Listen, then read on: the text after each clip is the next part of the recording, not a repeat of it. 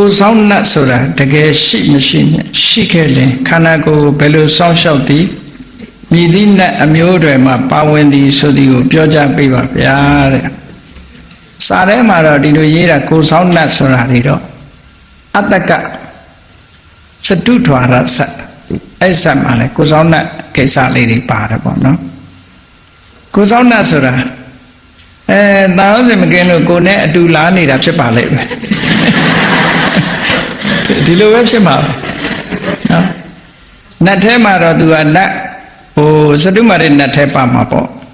ဒါတွေကမမြင်ရလို့ဘုန်းကြီးတို့လည်းကိုယ်ဆောင်နှတ်ပဲသွားနေတုံးလို့တစ်ခါတလေကြစဉ်းစားမိတာပေါ့နော်အဲ့တော့သူကစောင့်နေဆိုတဲ့နေရာမှာယုတ်ကစိုးတို့ဘုံမစိုးတို့အိမ်ဆောင်နှတ်တို့ဘာလို့ပြောတာသူတို့ကိုတမင်ဂျူတီချထားလို့လားစောင့်တာမဟုတ်ဘူးကိုနဲ့သူတို့နဲ့ကန်းဆုံလို့သူကလည်းဒီနေရာမှာနေတာကိုကလည်းဒီနေရာမှာနေတာဒါတော့ပါပဲဒီလိုပဲသဘောထားတယ်ဘုန်းကြီးတို့ကိုယ်ထဲမှာဒီပိုးမျိုး80တောင်ရှိတာပဲနော်စာပေရဆိုလို့ရှိရင်ခန္ဓာကိုယ်ထဲမှာပိုးမျိုး80ရှိတယ်ဆိုတာသိတယ်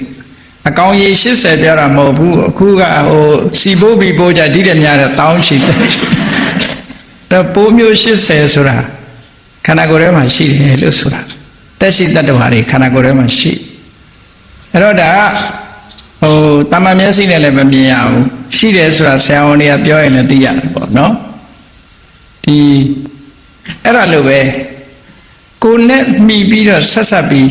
ဖြစ်နေတဲ့တတ္တဝါတွေဆိုတော့လောကမှာရှိမှာပဲဒါဘုန်းကြီးတို့ငယ်ငယ်တုန်းကတန်းတွေကိုမှီလိုက်သေးတယ်ကိုယ်အင်ကြီးပေါ်မှာတန်းတွေအများကြီးပဲခုချိန်ထိအောင်တချို့ရက်တွေမှာတန်းတုပ်နေတာတွေ့သေးတယ်နော်ခေါင်းထဲမှာတန်းရှာတယ်ဆိုတော့တွေ့နေသေးတယ်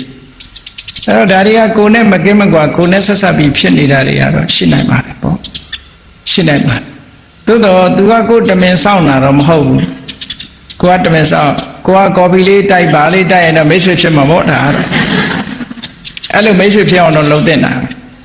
နော်မိတ်ဆွေဖြစ်အောင်လုပ်တဲ့နတ်ကိုယ်ွယ်တာနဲ့သူ့ကိုကော်ပီတိုက်တာနဲ့တခြားစီပဲနော်ကိုယ်ွယ်တယ်ဆိုတာသူပြောတဲ့စကားနားထောင်သူခိုင်းတာလုပ်ဒါမှကိုယ်ွယ်တယ်လို့ခေါ်တာအဲ့တော့ကိုက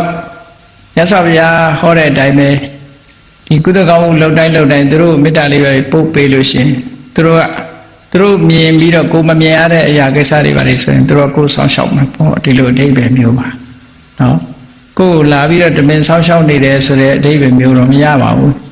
သူမသိကိုမသိကိုလည်းတကားပိတ်ထွက်သူလည်းတကားပိတ်ထွက်မှာပဲသူလည်းသူ့အိမ်နဲ့သူနေတာကိုလည်းကိုယ့်အိမ်နဲ့ကိုနေတာပဲအမှတ်တမဲ့နေအမှတ်တမဲ့ပဲရှိမှာပဲဒီလိုကတော့နော်အဲ့တော့သူနဲ့ကိုနဲ့မိတ်ဆွေဖြစ်အောင်ခဏတော့မေတ္တာလေးပို့ပေးနော်ဒါမိတ်ဆွေဖြစ်လာအသေးချာတယ်မိတ်ဆွေဖြစ်လာဖို့ရှိတယ်